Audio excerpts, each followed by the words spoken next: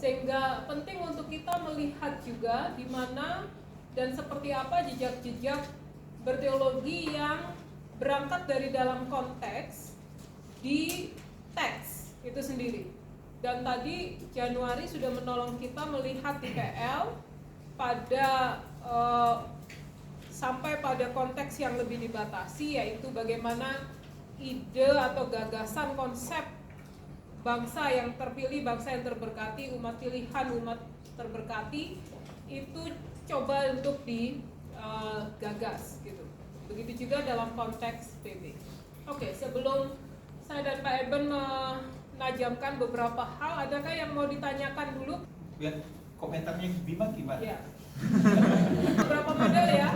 Punyanya siapa? Kosuke itu ada 3 ya. Antropologis, terjemahan dan juga praksis. Lalu di Dala tadi praksis, walaupun sebenarnya Gurat model lainnya juga ada, tapi memang menyoroti yang kentara sekali praksis. Di dalam PB Yesus Jalan Kebenaran dan Hidup itu jelas terjemahannya karena logosnya itu dianggap sebagai wadah. Tapi budaya tandingannya menyempurnakan dan mengarahkan logos yang tadinya hanya perantara, tetapi menempatkan logos dengan L besar untuk menegaskan bahwa bagi dunia Helenis logos itu nggak mungkin bisa digapai. Tetapi Yohanes mau katakan, oke, logos memang nggak bisa digapai. Justru karena nggak bisa digapai, dia yang menurunkan dirinya. Jadi dia memperantarai dirinya sendiri untuk menjumpakan dirinya dengan umat manusia dalam konteks mereka, dalam bahasa yang bisa dimengerti. Itu budaya tandingannya jelas di situ. Itu Bima. Silakan Pak Eben. Terima kasih Ibu, Bapak Eben dan kakak-kakak yang telah mempresentasikan. Terima kasih. Kisah Yesus sebagai jalan kebenaran dan hidup di PB tadi, di mana dikatakan dalam presentasi itu Injil memilih Helenis itu sebagai wadah yang kemudian menjelaskan bahwa perantara itu Yesus dan ada logos yang besar, dan itu saya menyoroti di terjemahan. Terjemahan itu kan syaratnya target adalah konteks yang siap menampung Injil tersebut. Pertanyaan saya adalah seberapa siapkah menurut apa yang presentasi tadi, di mana penulis itu mengetahui bahwa Helenis itu sudah siap untuk ditampung oleh Injil. Ya. Terima kasih. Sebenarnya dia di antara siap, tapi dia harus disempurnakan karena kemudian ada budaya tandingan di sana. Dia karena tidak siapnya itu di bagian yang itu dia tidak bisa digapai, dan kalau dia mau digapai ada perantara yang tidak ideal di situ. Tapi kemudian penginjil melihat bahwa ini wadah yang tepat. Memang meskipun dia harus disempurnakan lagi, tapi wadahnya tepat. Tepat untuk apa? Untuk transfer rasa. Itu kan prinsip dasar dari kerja berterjemah kan transfer rasa. Jadi oke, saya paham, tapi biarlah apa yang saya paham sesuai dengan apa yang dikatakan kepada saya, gitu kan. Jadi oke, logos itu tepat, tapi kemudian akan disempurnakan. Bahwa memang Yesus itu adalah pengantara, tapi bukan hanya melalui dia kebenaran itu sampai di dunia ini, tapi juga di dalam dia. Sehingga logos itu menjadi yang besar, karena Yesus bukan hanya jalan, tapi dia adalah yang logos, yang besar, kebenaran itu sendiri. Jadi kalau ditanya seberapa, saya tidak tahu angkanya, tapi toh akan disempurnakan juga meskipun dia layak untuk disucikan. Supaya feel-nya sama, maka saya harus tambahkan pikiran dari budaya tandingan seperti itu kan. Budaya tandingan itu kan dia, oke, kamu sudah injili, tapi apa yang bisa saya tambahkan supaya kamu semakin injili, kan gitu. Budaya tandingan. Etan, garis bawahi bahwa dalam model terjemahan Injil nggak ditanya sih, konteks tidak pernah ditanya siap atau tidak. Injil yang sepenuhnya menentukan itu layak atau tidak. Ingat analogi yang saya katakan, saya punya bakso, kamu punya mangkok. Januari punya gelas. Saya yang melakukan seleksi itu dari awal. Saya lihat, bisa aja gelas itu menampung bakso saya, tapi rasanya nggak dapat. Makan bakso yang sedemikian, pentolnya 5, ada gorengan, ada semua di dalam gelas yang modelnya seperti ini tuh nggak dapat feel-nya, nggak enak, bahkan nggak bisa menampung secara pas keseluruhan. Sehingga saya memutuskan, aku punya mangkok, saya bayangkan bisa, saya langsung suntikkan itu. Perhatikan itu. Jadi kalau ditanya seberapa siap, tidak ada, kita nggak membahas ya sedari awal tentang derajat kesiapan konteks dalam menerima Injil, bukan. Termasuk dalam contoh yang saya katakan penelitian Omi di Rote itu, Gemit. Ketika ada persoalan serius, umat nggak bisa dapat rasa mengikuti perjamuan kudus sekian tahun, itu setelah bahkan sekian belas tahun jemaat itu mandiri, ternyata mereka nggak pernah bisa memaknai secara utuh pengorbanan, kematian tubuh dan darah Kristus. Sehingga coba digali, dilihat wadahnya apa. Oh, ternyata mereka punya kelor yang punya dasar pemaknaannya sendiri. Mereka punya tuak yang punya dasar pemaknaannya sendiri. Ketika itu dipraktekkan, jadi rasa itu dapat. Paham ya? Jadi itu penjelasannya. Nah, model terjemahan punya keterbatasan karena tadi sudah kita uraikan.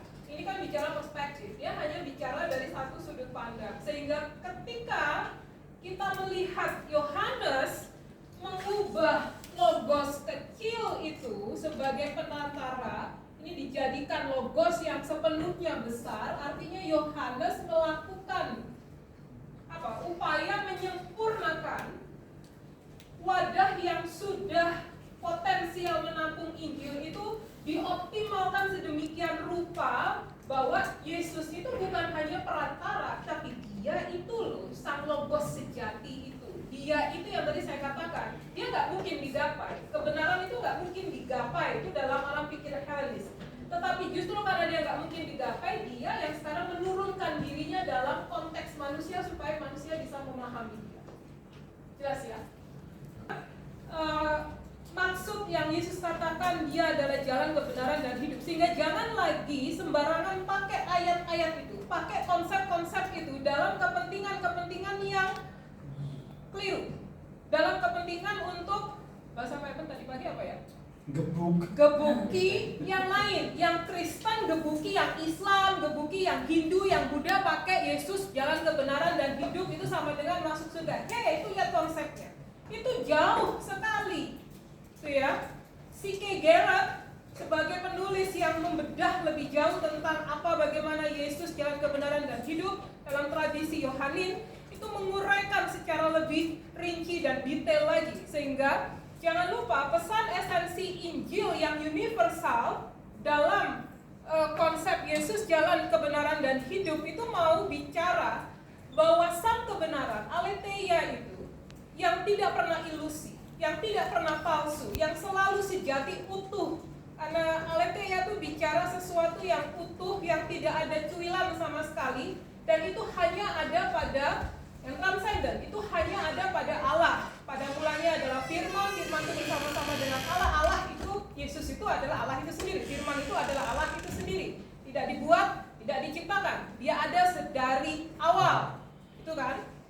Sehingga yang mau dikatakan oleh Yohanes, Injilnya yang berterima juga bagi kita sekarang, siapa saja yang mencari aletheia, yang mencari Allah dengan seluruh jiwanya, kebenaran itu, Allah itu memperjumpakan dirinya secara langsung dalam jalan, dalam hodos, dalam konteks. Karena hodos itu juga bicara konteks. Dalam pengalaman, dalam proses yang dilalui oleh manusia dalam kesehariannya. Allah bisa membahasakan dirinya untuk dimengerti oleh manusia itu, dan ketika manusia sudah memahami bahasa yang sementara Allah sampaikan kepada manusia, ketika manusia sudah bisa mengerti kebenaran sejati itu loh hidup. Mati dia.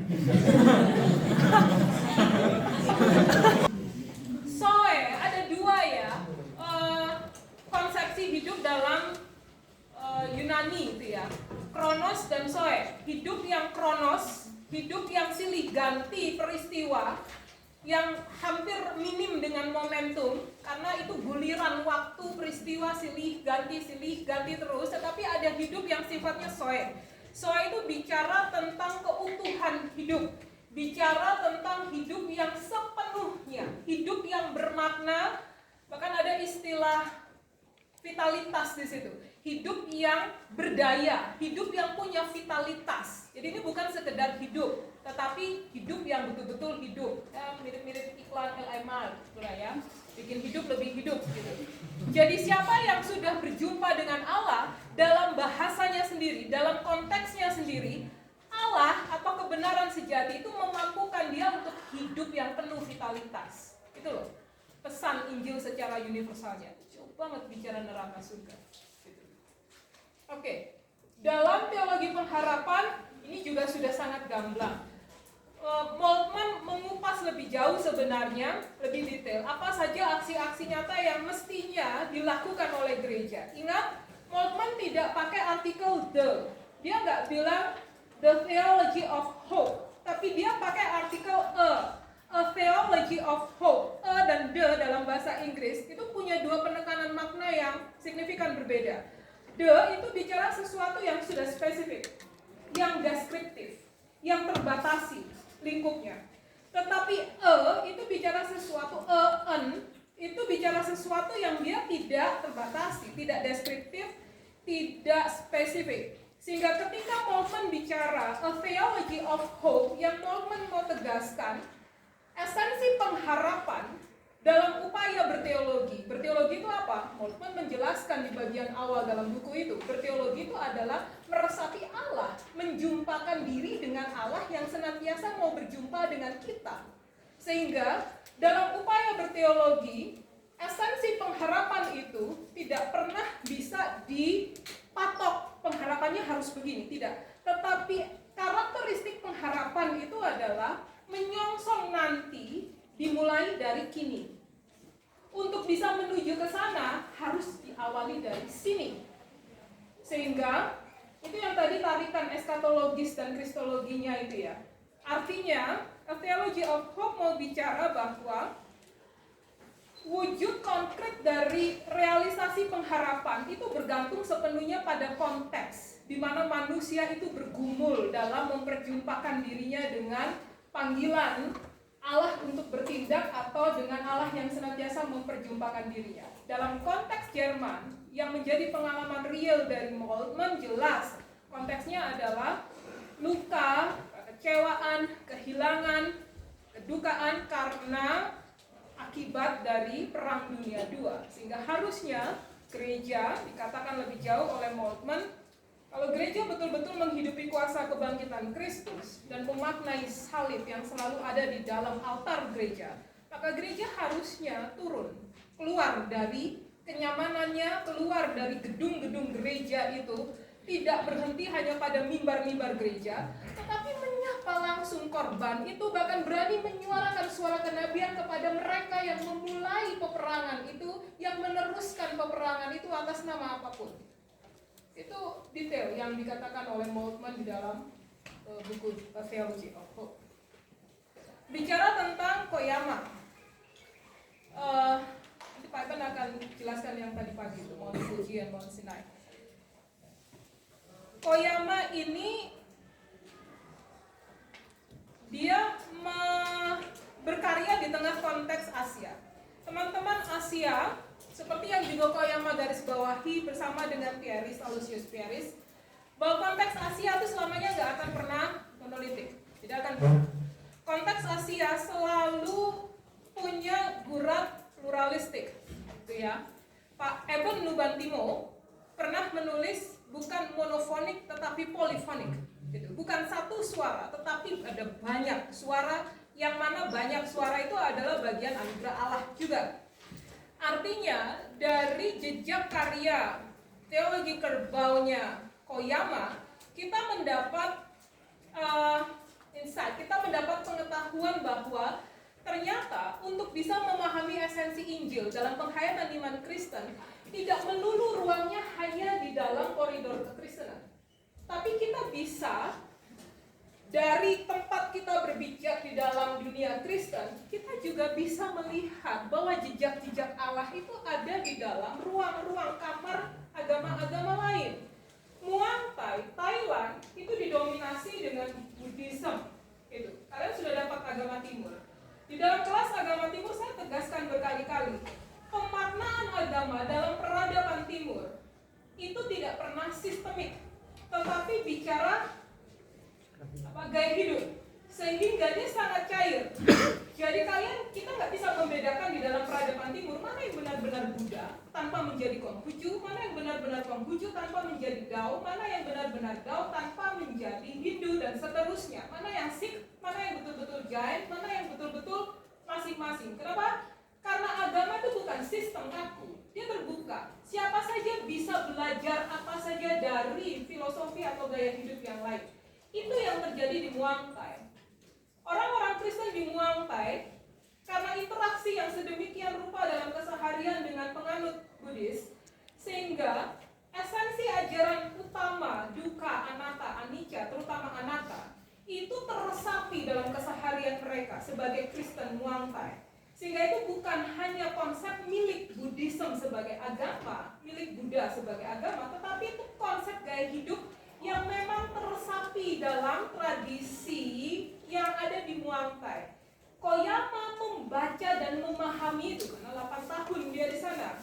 Sehingga ketika Koyama memahami itu, Koyama mencoba menggali lebih jauh tentang anatta itu. Dia mendapati, oh ternyata ada jejak Injil sebenarnya di dalam konsep anatta itu bukan sinkretisme. Ada jejak Injil yang kemudian itu coba dikupas oleh Koyama dan ditemukan seperti yang tadi Eko katakan, gitu. Bahwa anatta kalau dalam Buddha bicara tentang pengingkaran aku, no aku sama sekali. Saya nggak pernah nyata, nggak ada seorang Cindy. Cindy itu hanya kumpulan perasaan, jiwa, fisik dan seterusnya yang semuanya bisa pudar, gitu. Tetapi Koyama kemudian menelusuri lebih jauh. Pengingkaran terhadap aku ini sebenarnya dalam dialektika dengan teks, dalam dialektika dengan tradisi. Koyama memunculkan bahwa Yesus juga sudah pernah menegaskan tentang penyangkalan aku itu. Siapa yang mempertahankan jiwanya di bumi, dia melepaskan apa yang ada di surga. Siapa yang melepaskan jiwanya di bumi, dia mendapatkan apa yang di surga dan seterusnya. Sehingga ada transformasi nilai dalam model terjemahan yang coba disuntikan oleh Koyama sampai pada arah praksis. Apa itu? Bahwa ini bukan sekedar peniadaan aku, tetapi ini peniadaan aku yang harus diarahkan ke titik transenden Injilnya. Apa titik transenden Injilnya? Peniadaan aku untuk menghidupi dia di dalam aku. Paulus bicara itu. Sekarang bukan aku lagi, tetapi dia di dalam aku dan seterusnya. Nah itu kurang lebih yang bisa didalami dari model. Karena teman-teman, ini yang saya bilang tadi, kita akan lihat contoh dan bagaimana model-model itu pada akhirnya nampak. Bayangkan ya, terjemahan sama antropologis itu kan arahnya seperti yang tadi disampaikan, arahnya itu berlawanan, berarti kan arahnya berlawanan, tetapi bisa muncul bersamaan dan kita bisa melihat itu bahwa terjemahan bisa muncul bersama juga dengan antropologis yang terakhir itu ya, etap itu.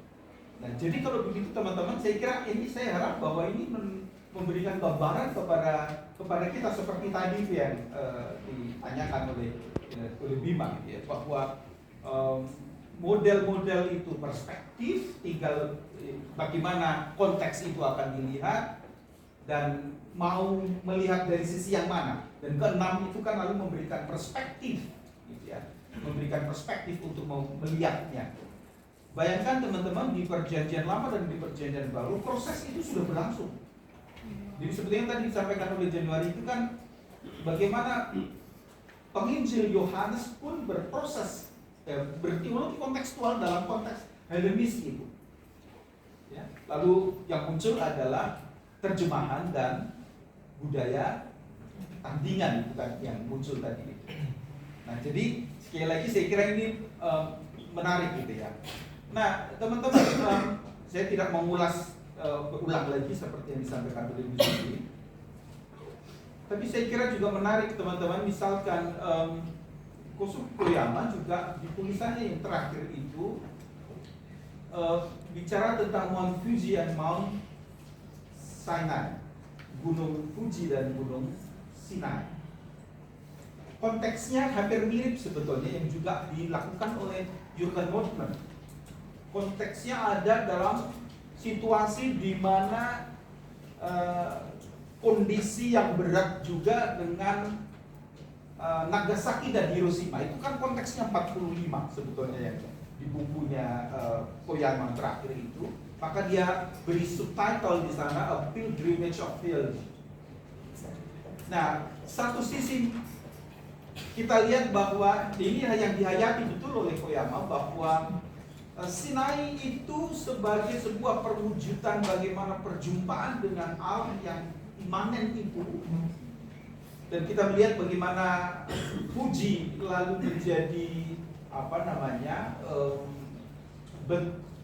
ekspresi kultural, bagaimana Fuji dilihat sebagai tempat bersemayamnya para dewa, karena itulah lalu menjadi gunung yang dianggap sakral sedemikian. Tetapi itu bisa diperlihatkan oleh Koyama bagaimana Fuji, Jepang sendiri juga sesungguhnya menjadi penyebab bagaimana Hiroshima dan Nagasaki menjadi korban dari situasi, gitu ya. Nah, jadi kita melihat bagaimana mengkaitkan di keduanya itu Kosuke Koyama, kehadiran Allah yang mewujud dalam perjumpaan Allah kepada umat melalui Mount Sinai dengan Gunung Sinai itu, tetapi juga lalu diperjumpakan oleh Koyama dengan Gunung Fuji yang sesungguhnya itu lalu menjadi sebuah bentuk bagaimana Jepang sendiri tidak mampu untuk menghayati kehadiran Allah, tidak lain oleh karena Jepang pula, maka Nagasaki dan Hiroshima karena keterlibatan di dalam peperangan itu. Nah, teman-teman, saya kira ini menjadi bisa menjadi rangsangan juga bagi kita bahwa itu yang saya hayati. Kalau Kosuke Koyama itu bisa memperjumpakan dalam refleksi teologisnya Sinai dan Fuji. Nah, saya kira kita sendiri masing-masing, atau yang saya hayati bagaimana di Jawa orang juga bisa punya penghayatan tentang Gunung Merapi sebagai sebuah penghayatan sebagai sebuah sumber kemakmuran dan kehidupan. Dan itu dihayati juga sedemikian rupa oleh mereka yang ada di sekeliling Gunung Merapi, sehingga tidak mudah memang bagi mereka untuk begitu terjadi erupsi pindah. Tidak mudah bagi mereka, karena erupsi itu pun tetap akan membawa kemakmuran bagi mereka. Nah, saya memberikan contoh bagaimana ini juga bisa diperjumpakan sedemikian rupa. Jadi kalau Koyama berbicara tentang Bah Sinai dan Bah Fuji itu, ya kita bisa bicara juga dengan Bah Merapi dan Bah Sinai misalnya, dalam rangka perjumpaan dengan Allah yang bagaimana dihayati oleh orang di sekitar Gunung Merapi bahwa inilah wujud kemakmuran itu. Nah, itu yang kedua, teman-teman. Nah, saya kira yang ketiga, ini catatan saya juga. Di beberapa percakapan awal, saya kira kita melihat bahwa bagaimana teologi kontekstual tidak jatuh hanya sebagai upaya artifisial yang mencocok-cocokkan. Ya. Lalu saya menyebutkan di sana ada 3 payung gitu ya. Dan hampir muncul bagaimana Injil yang universal itu memang menyentuh ketiga-tiganya itu. Teologi, eklesiologi dan misiologi yang saya sebutkan di percakapan awal kita itu ya. Nah, lihat bagaimana melalui percakapan dari 4 contoh ini tadi, kita melihat bahwa nilai Injil itu pada akhirnya menyentuh juga, supaya tidak sampai hanya sekedar mencocok-cocokkan, maka dan hanya pada sebuah upaya artifisial, maka harus sampai memberikan gambaran ideal bagaimana komunitas umat beriman harus hidup relevan. Ini secara eklesiologi. Dan kita melihat bagaimana itu muncul juga di sana dari keempat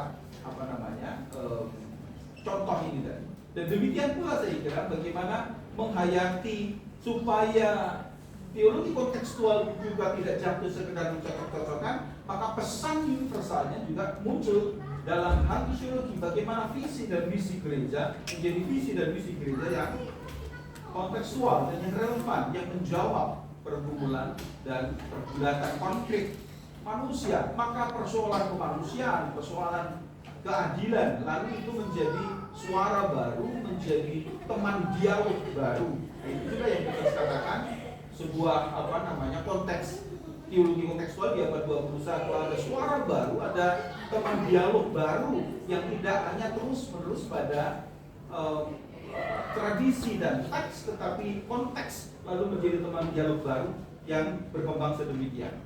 Nah, saya kira di buku yang lain, Kusumi Koyama misalnya ketika dia bicara, ini seingat saya, tiada gagang pada salib, itu kan konteks yang juga diangkat oleh Kusumi Koyama kan soal efek teknologi.